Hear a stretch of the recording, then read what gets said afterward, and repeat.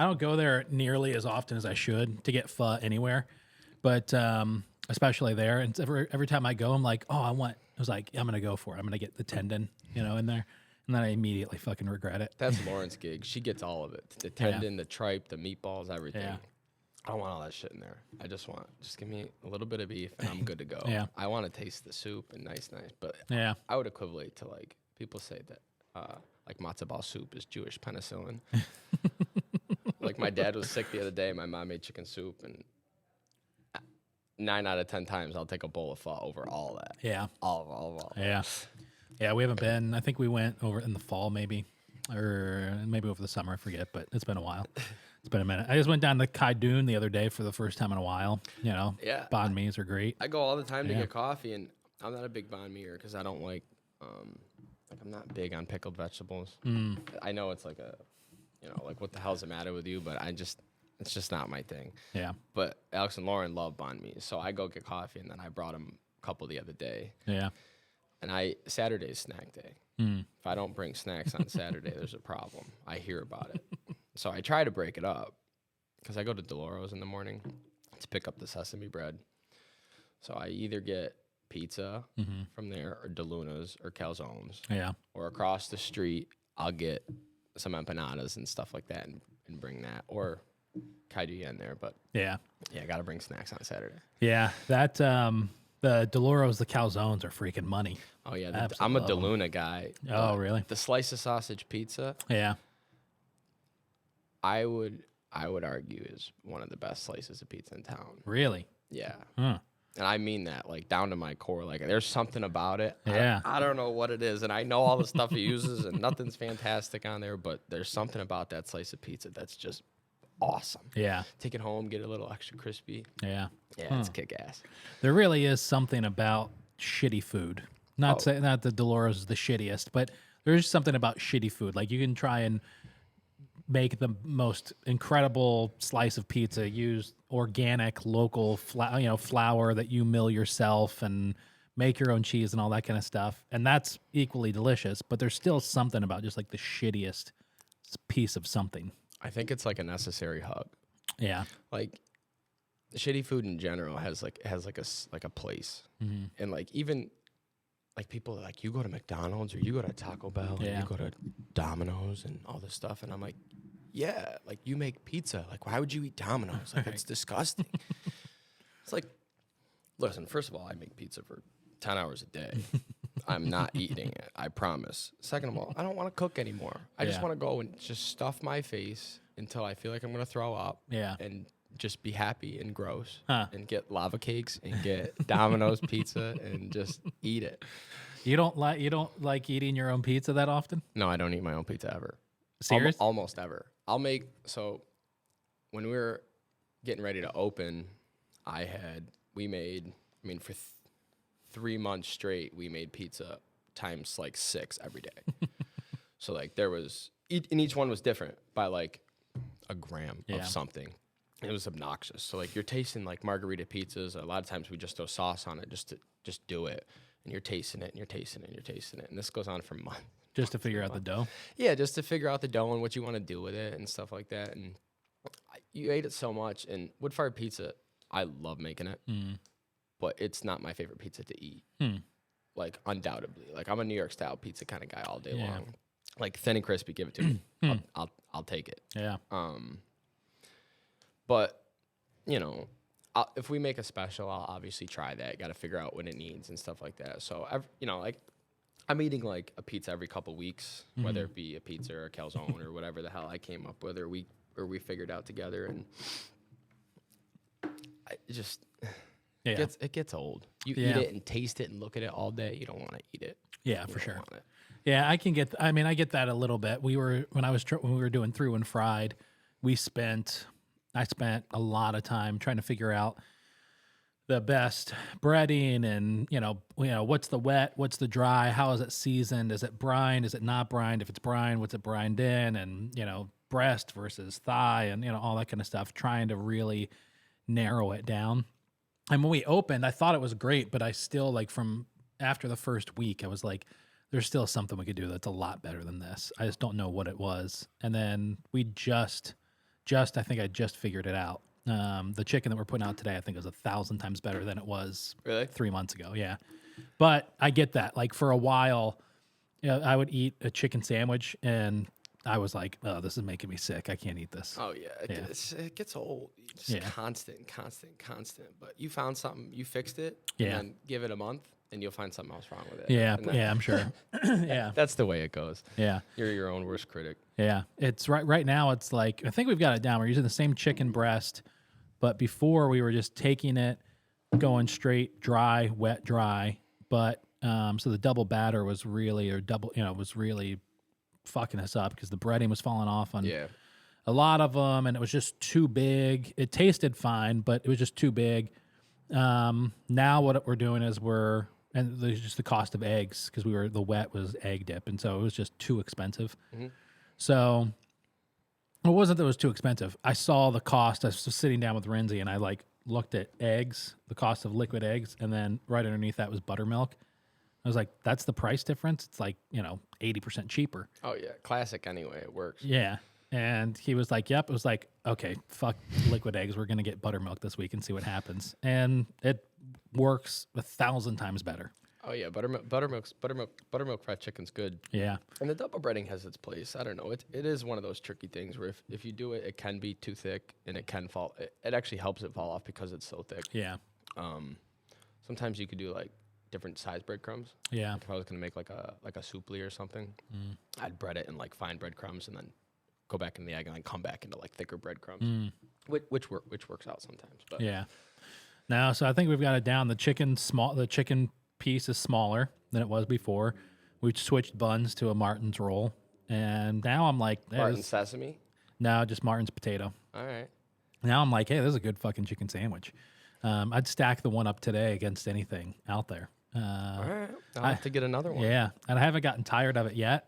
It's only, it's been about a month. I haven't been eating them that much, but yeah, I get that. It's after a while, it's like splitting hairs, it can always be better. The question is, do you want it to be? Yeah. Right. Yeah. You figure out, what it needs at the time and if you should worry about it later or work on it on the side and stuff like that. Yeah. All right. So what's some of your favorite pizza in the city? My favorite pizza. Well, I already said Deloro's, and that's up there. It's definitely up there. This is a tough question. I'm a slice guy myself. I down to my core. I think that pizza should be eaten by the slice, with the exception of obviously personal size pizzas. But Yeah. I think if you take a pizza, a whole 16-inch pizza out of the oven and cut it and eat a slice, it is in no way, shape, or form going to be the same as if you put a slice of pizza in the oven. Even an hour Yeah. later. Pavone's on Bridge Street. I find myself there a lot. Okay. And it's one of those hit or miss things too. Sometimes the crust will be a little tough or the pizza. Yeah. Everything. Yeah. Is hit or miss, but. I find myself at Pavone's on Bridge Street. Pavone's in Manlius, I find to be good. I don't think I've been to that one. Avicoli's Coal Fire. Is that good? Yeah, it is. It is really good. I like Avicoli's pizza. I grew up eating it, obviously. Yeah. I was just thinking about that. You guys are, but that's the reason. But you like it. No, but I would find Avicoli's Coal Fire. I think is pars above Avicoli's in Liverpool. They do a really good job. Is it real? Is it real? It's coal fire, but it's not like New Haven style, right? It's just no, it's not, and I don't think they pretend to be either. I think that they're Avicoli's pizza, and they stand by that, and it's just how they cook it different, and it actually works out pretty well. The dough does good, and they use good stuff on there, and it is enjoyable. Yeah. I also like Trappers. Really? I do. I don't know if it's a combination of things. Which I think has an effect on when you eat pizza or just eat anything in general, what you're eating with it or whatever. So if you're eating French fries with it or their blue cheese is kick ass. I love Trapper's blue cheese. Really? Do they make it? Yeah. And it's I don't know if they put a little bit of ranch powder in there and then chunks of blue cheese or what, but it is really good. That's pretty funny. I've definitely spent my fair share of time arguing why Nick's tomato pie is the best pizza in the world at 1 a.m. to an Uber driver. So I've had those conversations, but Yeah, I don't know. Pizza, like you were saying, it can be like you can go to the same place and it can be hit or miss. You know, like not hit or miss where it's like the shittiest pizza you've ever had or the best pizza you've ever had, but there's just like I don't know. There are days where it's off. I think ultimately it comes down to kind of like the feeling front behind the pizza. I think like I said, Nick's tomato pie at 1 a.m. when you're half drunk. Right. It's the best fucking thing you've ever had in your life. Right. If you ate it at noon, you might not think so. Right. Yeah. I don't know. We had it at noon. We did a video. They did a buffalo chicken bacon ranch pizza that we did a video with, and I don't know if it was because they were trying or what, but that was cooked to perfection. Really? That pizza was really, really good. I think that's one of the things that separates. Like you asked me what my favorite pizza is, but I think a lot of people in this town have a really hard time just leaving the pizza in the goddamn oven. Like the amount of pizzas I eat that have like pale crust on them. Yeah. It's constant. And I don't know if it's you're busy and the oven's constantly open or if you're running it 50 degrees lighter than you should or then your oven will allow you. I don't know. Maybe it's 20 years old and it doesn't get up to 600. Yeah. Or whatever the case may be. But I can't stand eating pale crusted pizza. Yeah, I think that's like when you mentioned it should be eaten by the slice. Depends on if the pizza maker is thinking about how it's going to be sold when they cook it. Because really, a slice, that pie should be undercooked a little bit, knowing that it's going to be then overcooked again. Yeah, and I like OIP sometimes, and I think they do a good job for slices. I like stopping in, most of their stores for a slice. And there's some times where you'll go in there and it's like they have it down. But most of the time you go in there and you get that slice and it's like way overcooked. Yeah, which is frustrating in and of itself, and then like that's like sometimes like people will be like, "Oh, you're not eating the crust, or why'd you leave the crust?" I'm like, because I don't want to. I'm not here to eat a cracker. I'm here to eat pizza. Like I ate the pizza part, but yeah, it comes down to like this perfect science of getting it to.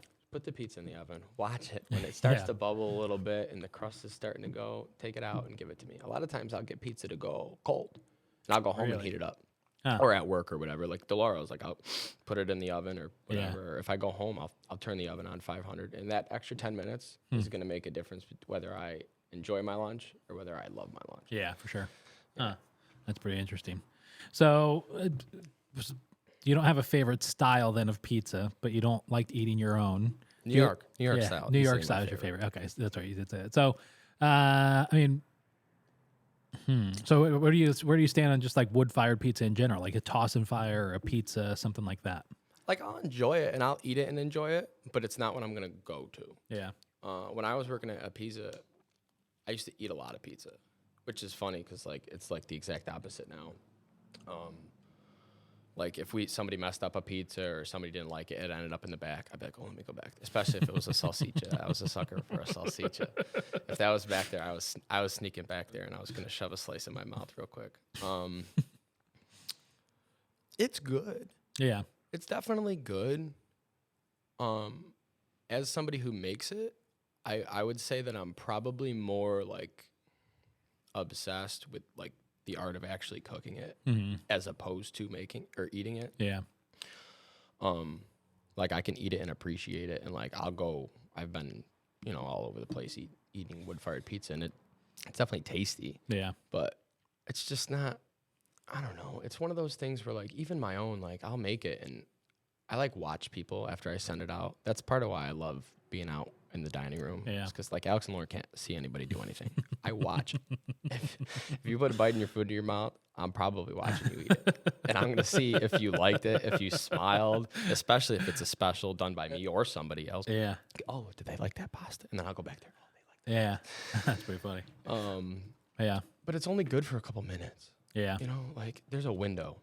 You don't want to eat it right when it comes out because it's going to fall all over the place. All right. You don't want to wait 15 minutes because it's going to be soggy. So you have like this like 8-minute window where you're going to eat it. But making it, I definitely appreciate making it better than I do eating it. Yeah. It's very romantic.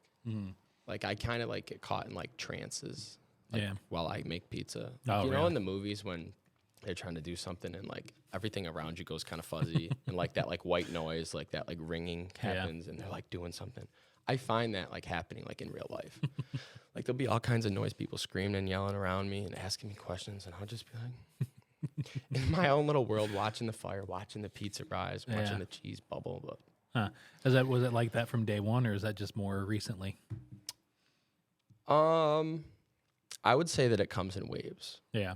I would say that pretty much everything in my job comes in waves. Mm-hmm. I think cooking comes in waves, period. Like if you sat back like as a customer, as a consumer, and carefully watched any chef or cook or whatever do what they do and watch like menus. Yeah. Like you can see them like get inspired by certain things. Yeah. So like there'll be times where I'm in a rut and I'll make pizzas and they're gonna come out the same or close to it at least. And I'll just be like, in my own head or whatever. And then there'll be times where I'm like enthralled by it. Yeah. And I'll be like watching every little move and every little thing and how can I make this better and where can I put this and why is this doing that? And I think that's food period. Like if you want like you said, Rich was doing the vinegars with the vegetables and stuff. Like he's doing that right now. In 6 months, he might not be doing that, but he might have got like a little bit of itch that said, play with the vegetable juice, Yeah. And it's one of those things, you work on it, you get the technique and you put it in your toolbox. Yeah. You might not need it right now, but you might use it later. Right. So, yeah, we've been, since the beginning of the year, I'm now running the Limp Lizard up in North Syracuse and, really trying to make the barbecue up there really, really good. And it's been fun. We hired this guy that's just been like a dream come true, who worked at Dinosaur for like 10 years. So he knows, a little bit. He knows that style of smoker because we use old hickories. So it's a gas assist. okay. Which, whatever. But yeah, it's been a lot of fun over the last 5 weeks, really trying to figure out how to properly smoke brisket and pork and ribs to get the stuff, when to put it on, when to wrap it, when to take it out, what to do, how to trim it, all that kind of stuff. Because my experience is more from an offset smoker or even doing like a, Weber kettle and smoking it that way on charcoal and wood chips. So, with that, it's a lot different. It's, with this, it's kind of turn it on and there's not too much you can play with. It's really just trying to perfect your trim, trying to perfect your timing of like when it gets wrapped, knowing, when to wrap it, try not to dry it out, all that kind of stuff. And then the smoke isn't too much of an effect up there. We've made it better, but it's not as big of an effect as it would be on an offset. But I've got a notes section on my phone that's just like, if it was pages in a notebook, it'd just be pages deep of put it on at this time, position it here, put the water pan here, fill the water pan with, vinegar this time and water this time and 40% this and, and then put this many logs on and this arrangement and, That's the most fun though, isn't it? It is. It's also a little maddening. Definitely maddening. Like you mentioned, like you asked about, the kid earlier, 3 months of now, having a baby and, perfectly timed with running a restaurant. Right. Exactly. So 3 months of having a baby and for the last like month and a half, almost trying to perfect this, which I think I finally have the timing figured out. I was trying to, most barbecue joints in the Northeast, I'll phrase it that way to not get myself in trouble, aren't going to care too much, with the exception of one or two. But like in Texas, they're mostly smoking on offset smokers, and they either have a massive team of people or that person who's doing it has dedicated their entire life to the art of smoking meat. Right. And so if you want to have fresh brisket for service on Tuesday, well, you have to be up all night Monday night, tending tending your smoker in order to get that stuff out for Tuesday. And so trying to take it from, hey, we smoked the brisket Wednesday and it's being sold Friday to, hey, we smoked it Wednesday or Tuesday night. It's coming out Wednesday morning and it's fresh as can be. Has been a challenge. I figured out that unless I do want to sacrifice my life or unless, the restaurant wants to be unprofitable, then we can't do that. The restaurant wants to be unprofitable. You could do amazing things. Yeah, right. Yeah. If you don't care about time money, doesn't matter, money doesn't matter, labor doesn't matter. Let's do it. What do you want to make? Come on. yeah, that's the challenge. So there was like 2 weeks where it was me up there late at night, getting up there at like 8:30 at night to trim the briskets and get the smoker going and put everything on at 10.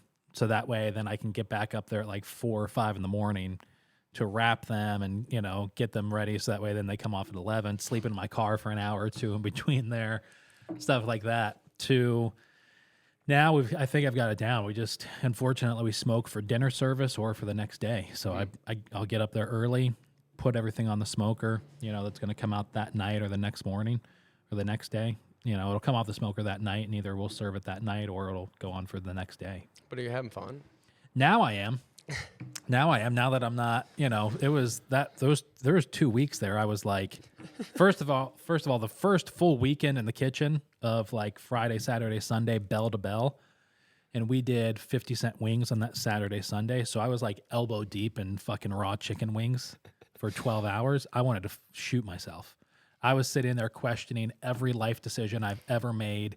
Why the fuck am I 36 years old in a kitchen working with chicken wings? Right See, and that's like, I told you earlier that things come in waves. Yeah. And this business is wavy. Mm-hmm. Like, there'll be days, what the hell am I doing? Let me get out. Let me find something else to do. Yeah. Let me do corporate. Let me Right. sell something. Right? Yeah. You can make 150 grand a year selling something. Yeah. Right? Let me do that. I'll work half the hours. Yeah. I won't get dirty. All right. I'll be home by 5 o'clock every day. Yeah.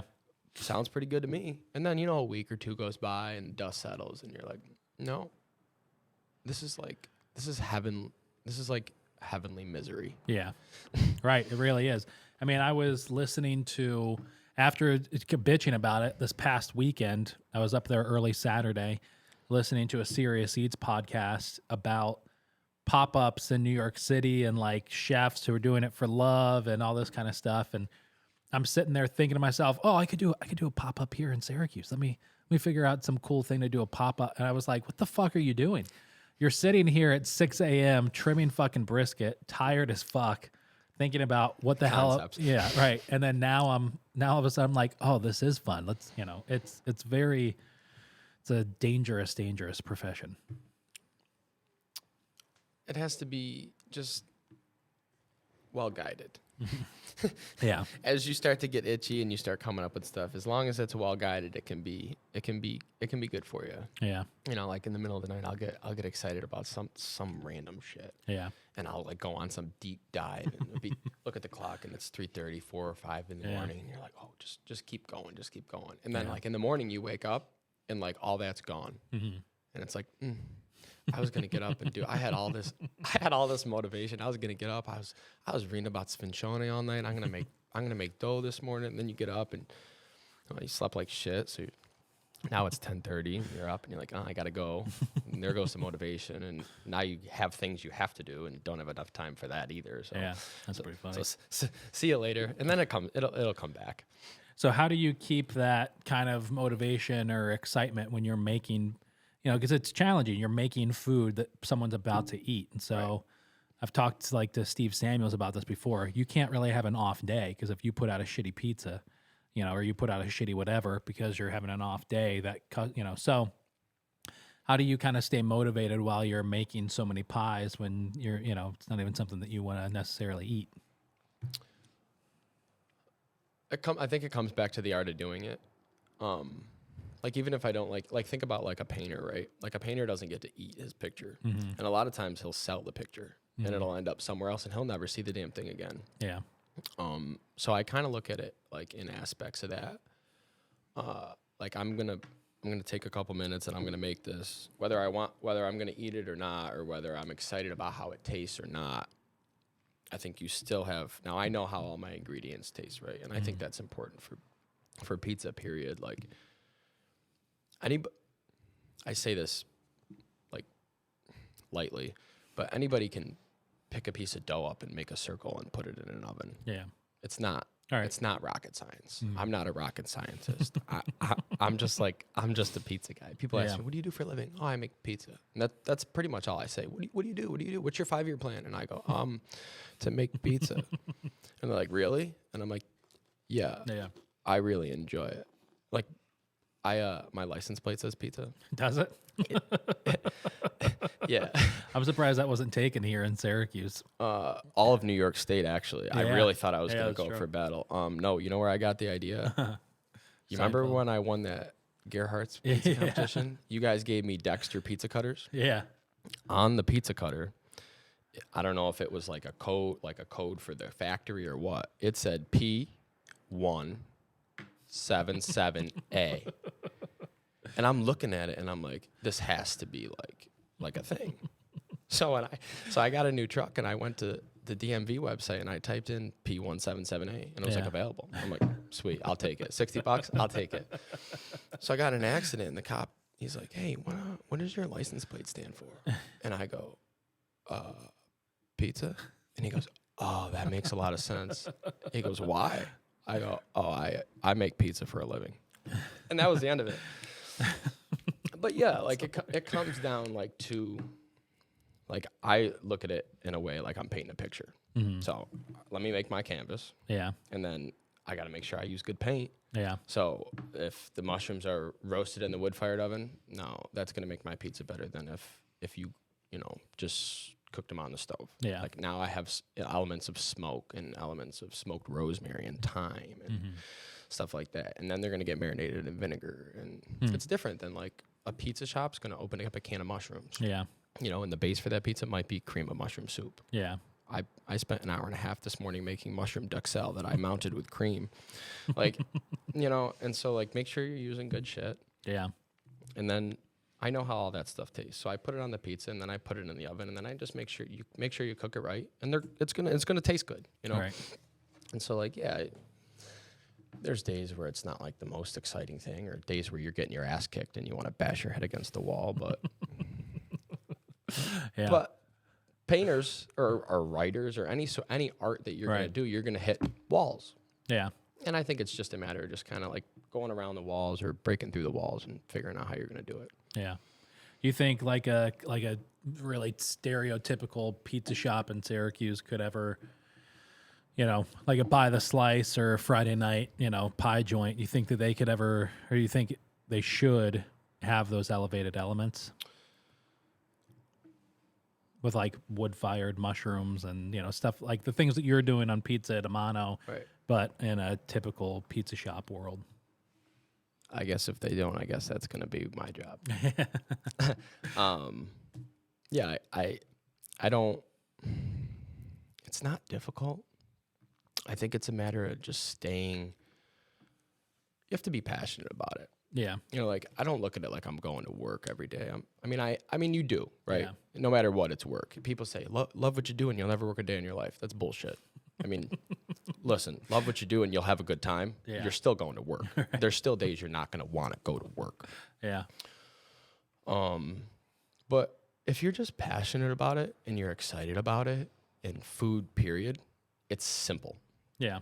Like I listen to a podcast called Gola on, it's all over the place, but it's Katie Parla. And she just got done writing The Joy of Pizza with Dan Richer. And her podcast is literally Italian food and beverage culture and history. So her and this lady, Danielle Caligari, she's the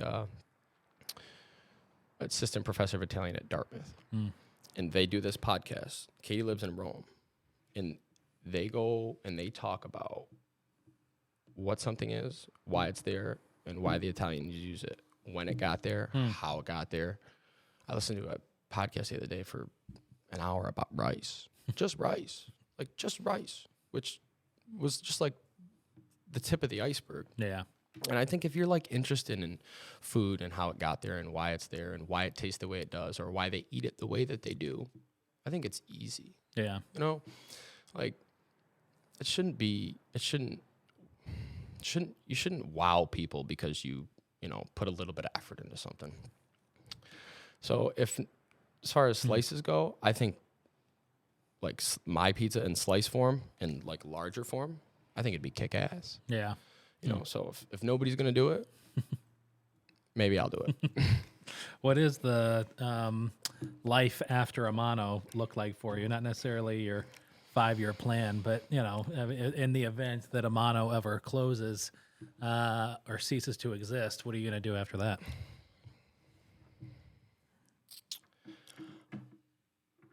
Make pizza. And in which way? No, Like, really. like if you could open up your own pizza shop today, what would it look like? Would it look like a wood-fired spot? Would it look like pizza by the slice spot? What do you think? If a mano closed tomorrow and you said, here's a bunch of money, go open a pizza shop, what would you open? I would buy a Pizza Master. What's that? It's like the new oven. Okay. It's the best oven you can buy. It takes Baker's Pride and Blodgett and all that shit, blows it out of the water. It's made for pizza makers. Okay. It's not a bakery oven, it's a pizza maker oven. Gotcha.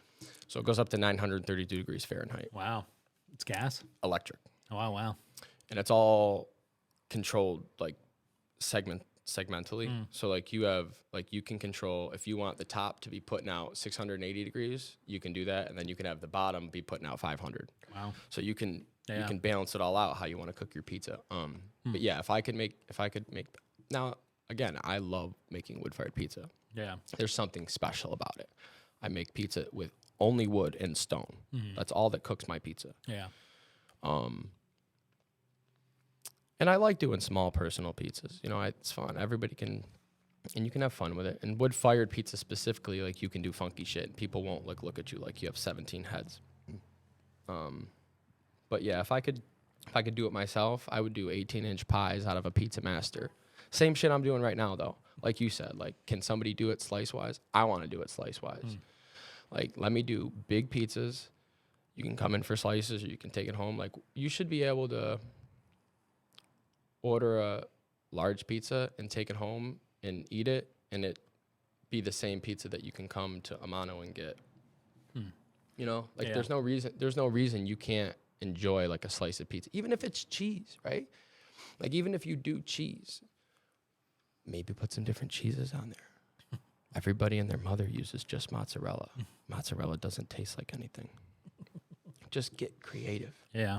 So yeah, if I had my way, give me a Pizza Master and a big old slice counter, and let's do it. maybe some ice cream or something. Yeah. Would you do that in Syracuse? Yeah. Yeah.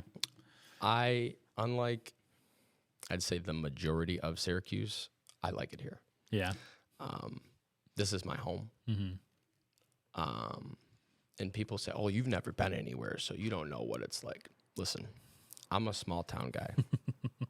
You could pay my rent and put me in New York City, and I'll say no, thank you. I appreciate the offer. Too many people pick me up by the collar of my shirt and put me in the woods somewhere. Yeah. You know? So I get that here. Yeah. And I like seasons. Unlike, again, the rest of the world, I like the snow. I get excited. I like watching it. I ski. I ice fish. I do shit in the snow. So yes, Syracuse is my home, and I have no intention on leaving. Yeah. I love Syracuse to some aspects of it. When I lived in Texas, the one thing that I felt like I noticed the most was there wasn't like being back here. It was nothing to like go to a friend's and hang out for a night. You know, just be like, hey, you want to come over or whatever. In Texas, you didn't really have that. If you were going over to somebody's house, it was like more of like an ordeal, you know. And so at least the part of Texas where I lived. And but you know, the grass is always greener. There's always things. If I could change one thing about Syracuse to make it more enjoyable, I would probably say it's the food.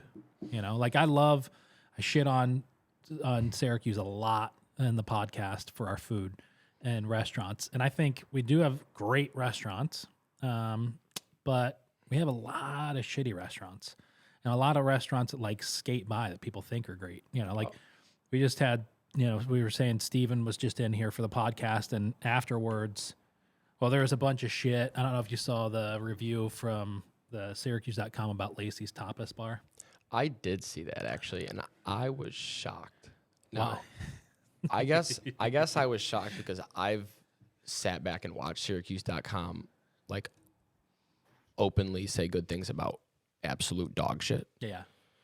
And then I see somewhere like Lacey's. Now I don't know the whole story or Have you ever been there? I went there years ago before it was whatever. So Yeah. I don't know what happened. I don't know if it's any good. I'm not going to sit here and say that the review was wrong, you know. But like I was just surprised that like for the first time ever they went out of their way and like actually I know. shit talk something. Well, the benefit of that was that it was Danielle from who she does Wanderlust on a Budget or now Wonder Q's. So while she's employed by Syracuse.com, she's not like a journalist for them, so sort of thing, you know. So she's a freelancer. And Alicia from Syracuse Eating Club is also writing some stuff for them. And I recommended both of them for those jobs because specifically Alicia, I knew that she'll call bullshit. Now, I don't agree. I don't think that they. Well, I don't know if I care. I probably do care. I don't think either one. Everybody has their own perspective and taste, right? So, at the end of the day, that is one of the things that does suck about food. Is that it's not like math where it's like 2 + 2 = 4. Sometimes you're going to have a different taste and palate than I am, so something's going to taste better to you than it will to me. And that's the case. Everybody's different. Having said that, I don't think Danny and Alicia really know a whole fuck ton about food. And so I can look at her review of Lacey's and say, okay, on one hand, Danielle doesn't know. She's not a food critic. Let's put it that way. On the other hand, Lacey's is dog shit. I got to be careful because they're on the local card, but I just did say the dog shit, so I can't be too fucking careful by saying that.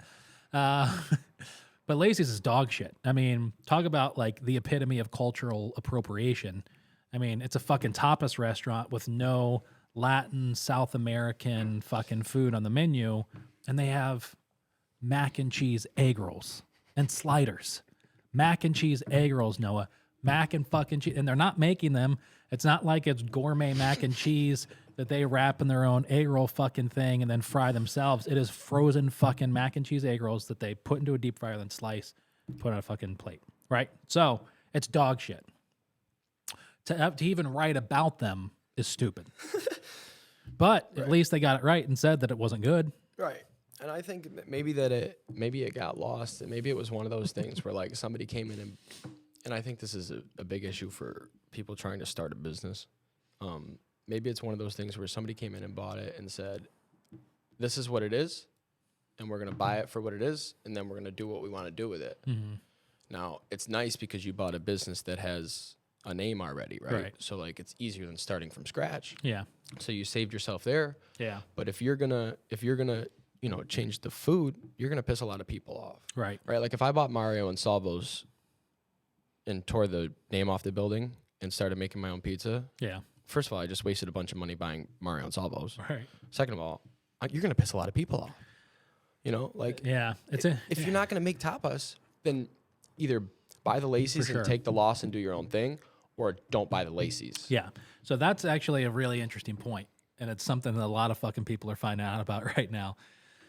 So many restaurants are going out, and so not as many are going out today as they were like 4 or 5 months ago, but there's a lot of restaurant owners that are trying to sell their restaurants right now, older generation, and what they're realizing is they don't fucking have anything. Like there's a place, I won't say the name of them, but restaurant for like 30 plus years here in Syracuse, they don't own the real estate, and that's really where it all comes down to. Mm-hmm. They don't own the real estate. They just have the name, the booths, the ovens. Right. That's it. And they're trying to get 150 grand. Now it's a restaurant that does about $1 million a year, you know, probably profits like 50 grand, whatever, after it pays the owners and everything. They're trying to get 150,000 for it, but it's not worth that much because they don't own the fucking dirt. Right. Like to just get the name and the concept, you could just wait for that restaurant to go out of business and then open up XYZ or whatever and probably have the same fucking thing. Is there some brand value in a name? Maybe. And to your point, yeah, what's the point of buying Lacey's if you're not going to do the exact same fucking thing? Right. But yeah, I don't know.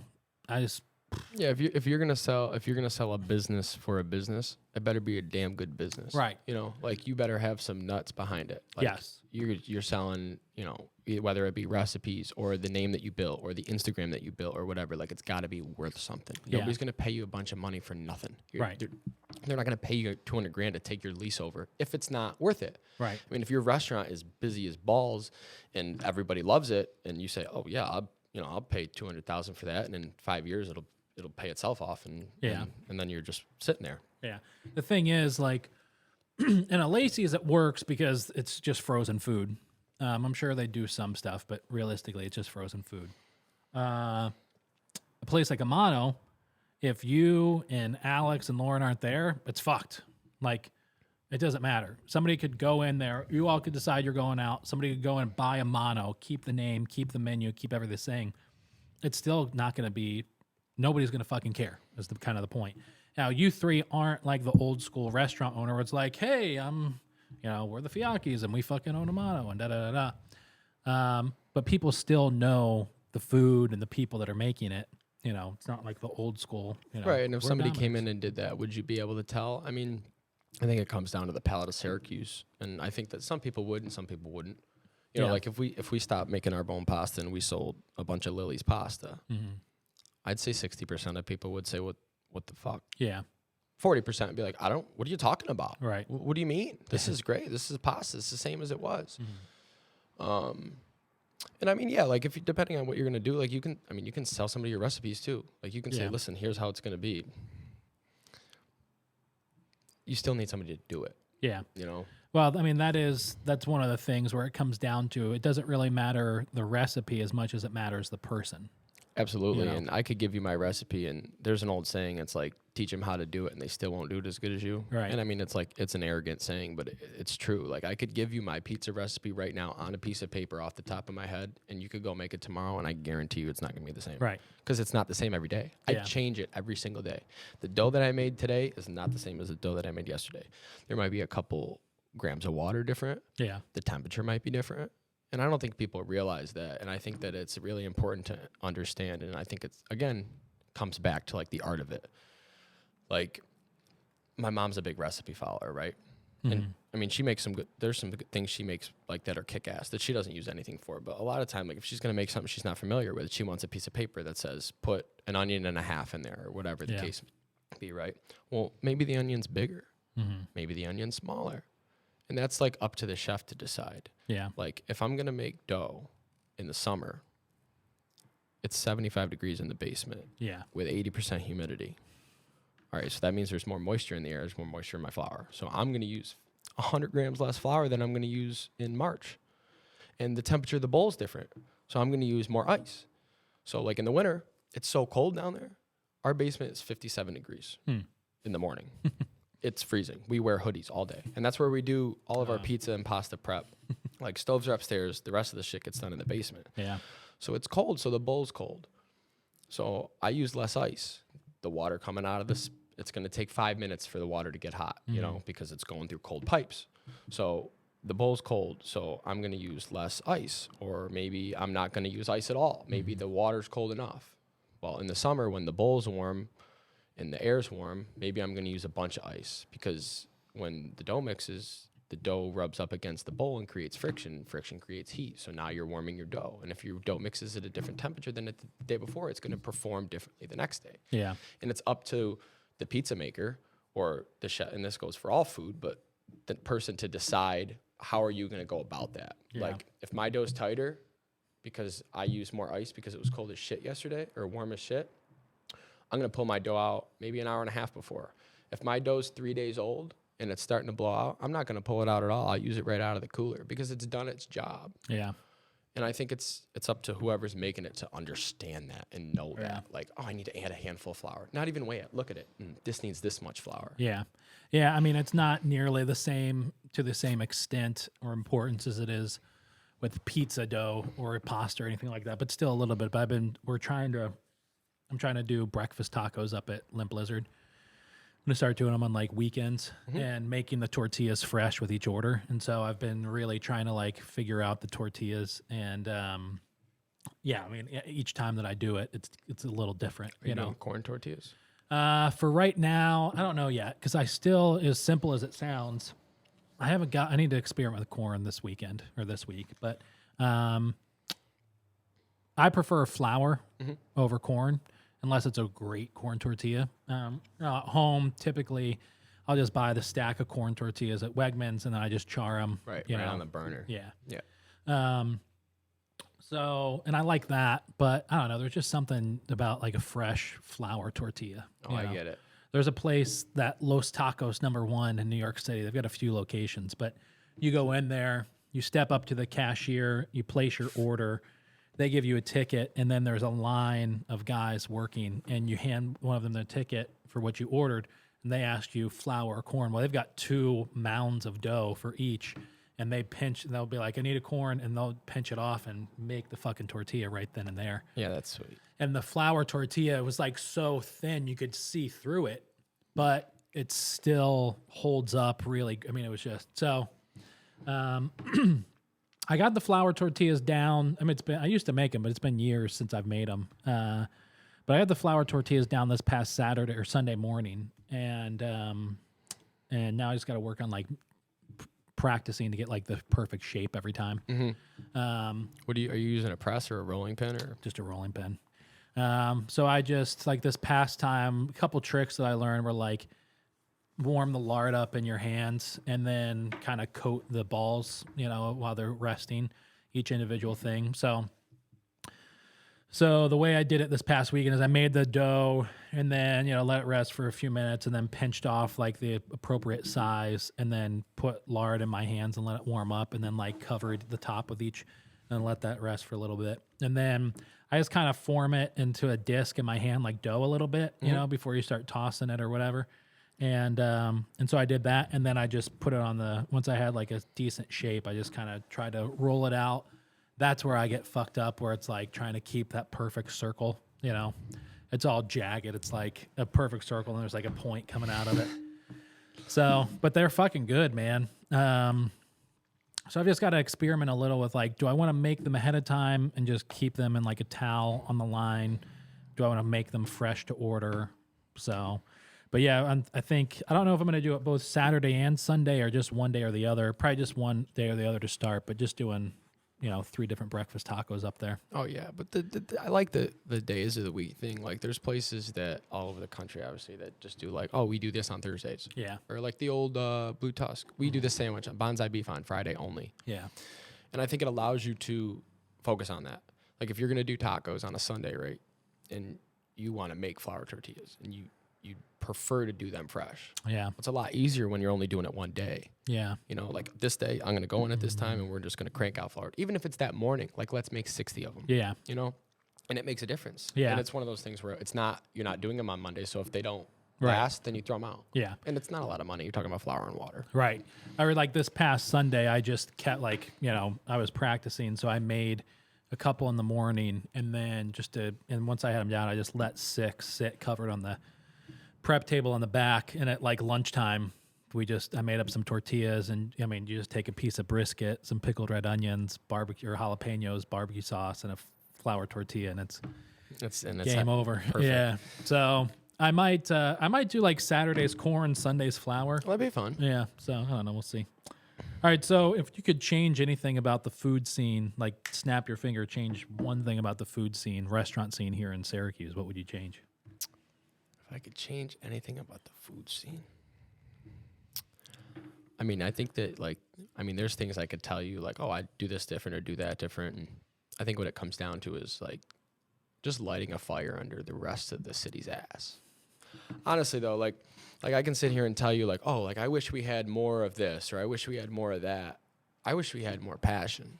Yeah. Like, honestly, like that's what it comes down to. Like if you look at, like you had Rich on recently, or like if you look at like Alex and Lauren, or if you look at like Jared, like these people are passionate. Yeah. Like they're constantly learning. Constantly. Like if you came to the restaurant and followed us around with a camera all day, you'd be like, what the fuck is wrong with you people? Like, why are you sprinting? Like, what are you doing? Well, I have to try this. I have to try that. Because you're hungry to learn and grow and try new things, like you asked me what kind of my favorite pizza was. There's like literally 50 different types of pizza. And the ones that are here are nothing compared to the ones that are in Italy. Yeah. You know, and like it just comes down to just making people, you just have curiosity, learn about it.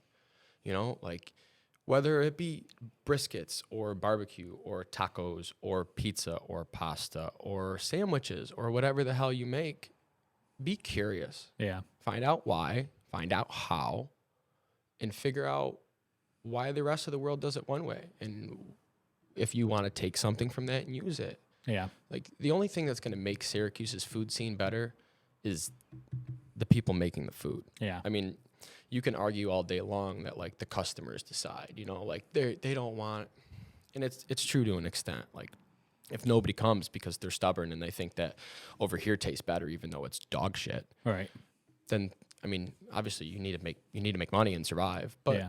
it's about finding a balance, you know. Like when we came, we knew we were going to have a hard time getting the food that we make across. I think that was like a known factor for everybody involved. And you kind of ease people into it. You give them a little bit of what they want. You give them a little bit of what you want. And then you kind of play back and forth with that and find like a groove. Yeah. And then introduce things to people slowly. You know, try this. Send things out. I think there's a lack of hospitality around here too. Yeah. I mean, the hospitality at Mano is, you know, one of the best in the city without question, you know, in central New York. I've told this story often. It was like one of the first times Rebecca and I went to dinner at Amano. We didn't make reservations, and Alex, you know, saw us or whatever. I don't know. Maybe you saw us and said something to him. But when we were leaving, he walked up and grabbed my hand. He was like, "If you ever come back in my fucking restaurant without a reservation again, I'm gonna kill you." Yeah, he gets upset. Like I remember Rich came one time and he had left, and I was just, why the fuck didn't anybody, like, why didn't he tell me he was here? Right. And I mean, you don't want to go somewhere and be like, hey, tell the chef I'm here. Yeah. You don't want to be that arrogant prick who thinks they deserve the world. Right. But at the same time, I think it comes down to staff too. Like your staff needs to recognize people. Yeah. And that's your job to make sure that they do. Like if you come in, I mean, obviously I'm out there, so it's different. But if you come in and I'm, God forbid, in the back or not there or something, I think it's up to my host who sat you. It's up to the server who served you. It's up to somebody to say, hey, listen, Anthony Tringale is out there at table 203, you know, just so you know, chef. You know, I think that's important. Yeah. And it doesn't happen everywhere. And No. and I think, like, you know, taking care of people who take care of you is important. And taking care of people who are new is important too. Like if somebody comes in and like they're torn between something, whether I know them or not, maybe I'll send you something. Yeah. And I mean, it's a little different because like it's ours. So like we have the ability to do that. Like if I work for somebody else, I can't, it's not up to me to say if I can send somebody something. But I think that like that element of hospitality and making people, especially if it's something new, Right. right? Like somebody came in and I had a pizza on special and they're like, I don't like mushrooms. And I'm like, listen, why don't you give it a chance? And if you don't like it, I'll make you something else. And so he ended up ordering it. And then I got like to the point where like, what if he doesn't like it? Like people are going to get like itchy about telling like, I don't like this. Can I have something else? So we sent him out something else on top of it. Like, hey, this pasta dish from the kitchen. If you don't like it, enjoy that. Yeah. Or something new and funky. Like they're not going to order it because they're uncomfortable with it. Right. Send them out like a little bit of one. Like Yeah. if the server comes back and says, oh, they were really thinking about this, but they just were a little scared. So they ended up with this. And again, that's the server's job to tell us. Yeah. So, oh, here, try this. Even if it's like a little bite. And then Right. maybe next time they can maybe be able to order that. And you start to train people and teach them. Yeah. And it comes down to hospitality and making sure people have the experience that you want them to have, whether they want it or not. Yeah. It's interesting. All right. Well, Noah, you've said it all. Hey, thanks, buddy. I had a good time. Yeah. Thanks for coming on the podcast. Thanks for having man. me. Yeah. Absolutely. Everybody get out to Amano and go check them out. I'll be there. Thanks, man. Thanks. Appreciate it, buddy.